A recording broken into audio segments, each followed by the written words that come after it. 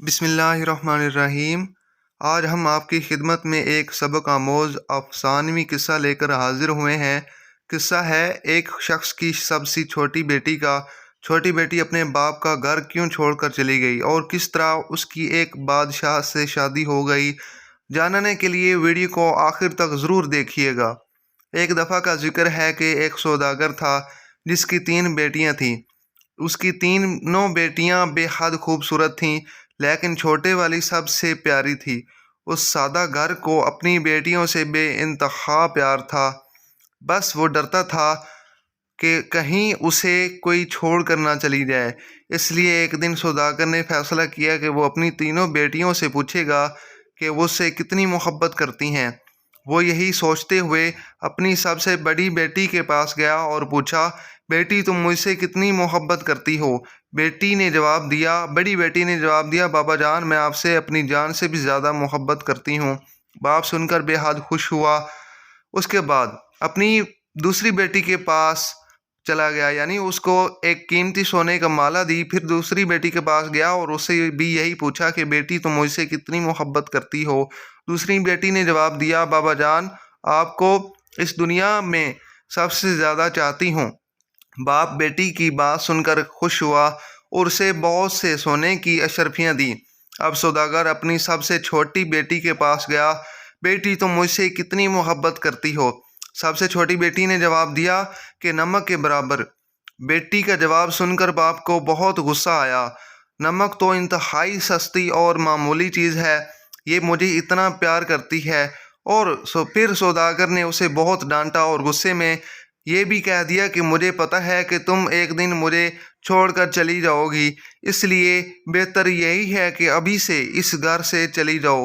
बाप की बात बेटी के दिल पर जा लगी और वो किसी को भी बताए बगैर घर से रोते हुए निकल गई। वो लड़की एक ऐसी जगह से गुजर रही थी जहां बहुत सी घास उगी हुई थी। लड़की ने अपने लिबास के ऊपर एक और घास का लिबास बनाकर पहन लिया ताकि पहचानी ना जाए।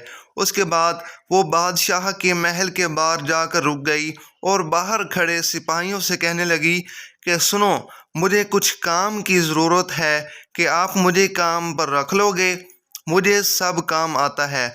उसके बाद, नहीं बीबी, हम ऐसे किसी को काम पर नहीं रख लेते, जाओ यहाँ से। लड़की उदास हुई, फिर से इसरार करने लगी, देखो मुझे काम की बहुत ज़रूरत है, मेरे लायक कोई काम तो होगा महल में। इससे पहले कि सिपाही इनकार करता, एक बावर्ची उनके पास आकर खड़ा हो गया। उसने शायद लड़की की बात सुन ली थी। उसे लड़की पर बहुत तरस आया, इसलिए उसने लड़की को अपने साथ रख लिया। बावर्ची ने उसे सारे काम समझाए और उसे उसके सोने की जगह भी दिखा दी, यानी जहां वो आराम से रह सके। जहां और भी औरतें थीं, किसी को उस लड़की का नाम तो मालूम नहीं था, तो उसका घास वाला लिबास देखकर सब ने उसका नाम घसियारी रख दिया। अगले दिन महल में हलचल मची कि बादशाह एक बहुत बड़ी तकरीब का इनेकाद कर रहे हैं, उसमें हर कोई शरीक हो सकता है। तमाम मुलाजमीन औरतें अपने आप को संवारने में लग गए। जब तकरीब का दिन आया तो घसियारी ने जानने से इनकार कर दिया, यानी तकरीब में जाने से इनकार कर दिया और कहा कि उसकी तबीयत ठीक नहीं है, और फिर सबसे आराम का कहकर चली गई। कुछ ही देर बाद घसियारी उठी, अपना घास वाला लिबास उतारा और एक खूबसूरत सी पोशाक पहन ली जो अपने साथ लाई थी। फिर उस तकरीब में चली गई। वो इतनी खूबसूरत लग रही थी कि वहाँ तमाम हाजरीन की नज़रें उस पर उठ रही थी।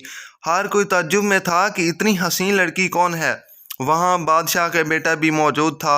उसने जब उस हसीन लड़की को देखा तो देखता ही रह गया। और फिर शहजादे ने पूरी तकरीब घसियारी से बातें करने में गुजार दी और उसी के साथ ही बातें करता रहा।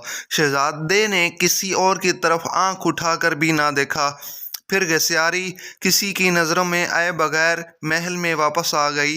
अगले दिन औरतों ने कहा कि तुम्हें वहाँ होना चाहिए था।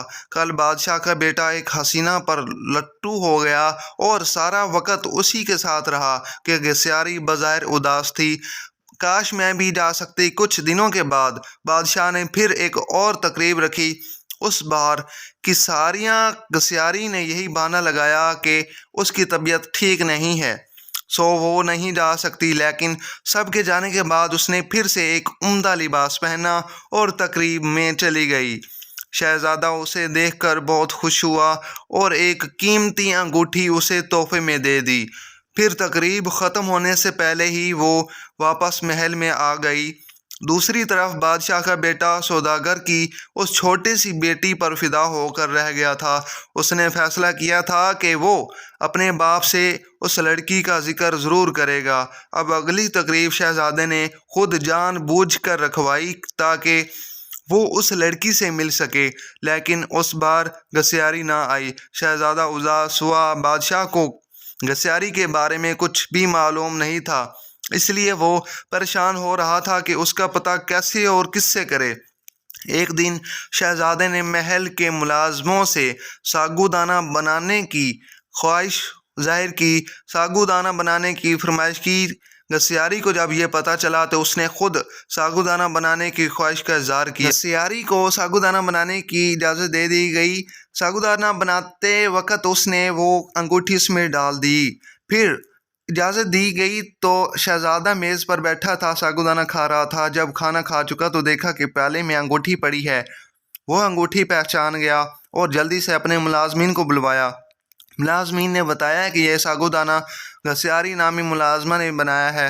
پھر گسیاری کو بلوایا گیا۔ شہزادے کی گسیاری کو پہچان نہ سکا، لیکن جب اس نے پہچانا نہ تو جب کہ گسیاری نے بولنا شروع کیا تو شہزادے کو اس کی آواز سن کر یقین ہو گیا کہ یہ وہی لڑکی ہے جو اسے تقریب میں ملی تھی اور جس پر وہ دل ہار بیٹھا ہے۔ پھر یہ گسیاری نے اپنا سارا قصہ شہزادے کو بتایا کہ وہ اس محل میں کس طرح پہنچ گئی۔ شہزادے نے گسیاری کا بادشاہ کو بتایا اور ان دونوں کی شادی کر دی گئی۔ شادی کے بعد ایک بہت بڑی تقریب رکھی گئی۔ اس تقریب میں صرف شہر کے بڑے بڑے سوداگر اور عہدیداروں کو بلوایا گیا تھا۔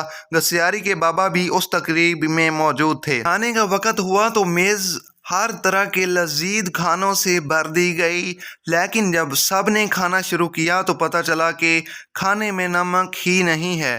یہ گسیاری کے بابا نے بادشاہ کو مخاطب کر کے کہا، اس میں تو نمک ہی نہیں ہے۔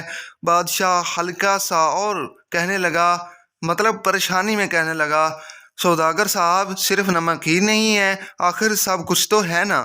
اس میں یہ سن کر سوداگر کی آنکھوں میں آنسو جاری ہو گئے۔ جب بادشاہ نے اسے تعجب سے دیکھا اور پوچھا کہ جناب آپ رونے کیوں لگ گئے ہو؟ سوداگر کہنے لگا، آج میں اپنی بیٹی کی بات سمجھ گیا ہوں۔ کھانے میں نمک نہ بھی ہو تو چیز بد ذائقہ ہو جاتی ہے، چاہے اس کھانے میں اور کتنے ہی قیمتی مصالحہ جات پڑے ہوں، لیکن نمک کے بغیر کھانا کچھ بھی نہیں ہے۔ پھر سوداگر نے اپنا قصہ بادشاہ کو سنایا اور کہا کہ میری بیٹی مجھ سے ناراض ہو کر چلی گئی ہے۔ میں نے اسے بہت ڈھونڈا لیکن وہ نہیں ملی ہی۔ اس کی طرف سے بہت پریشان رہتا ہوں۔ سوداگر نے بادشاہ کو اپنی بیٹی کا حلیہ بتایا تو بادشاہ نے گسیاری کو بلوایا اور اپنی بیٹی کو صحیح سلامت دیکھ کر سوداگر باپ خوشی کے ٹھکانے ہی نہ تھے اس کے۔ سوداگر نے بیٹی کو گلے لگایا اور اس سے معافیاں مانگتا رہا۔ اسی طرح دوستو اللہ تعالی ہم سب کو اپنی حفظ و امان میں رکھے، آمین ثم آمین۔ ناظرین اگر آپ کو ہماری یہ ویڈیو اچھی لگی ہے تو ہمارے چینل کو سبسکرائب کریں اور ساتھ لگے بیل کے آئیکن کو دبا دیں تاکہ ہماری نیو آنے والی ویڈیوز آپ تک لازمی پہنچ سکیں۔ تو ملتے ہیں ہم ایک اچھی اسلامک ویڈیو میں، تب تک کے لیے اپنا اور اپنے گرد و نواح کا خیال رکھیے۔ اللہ حافظ۔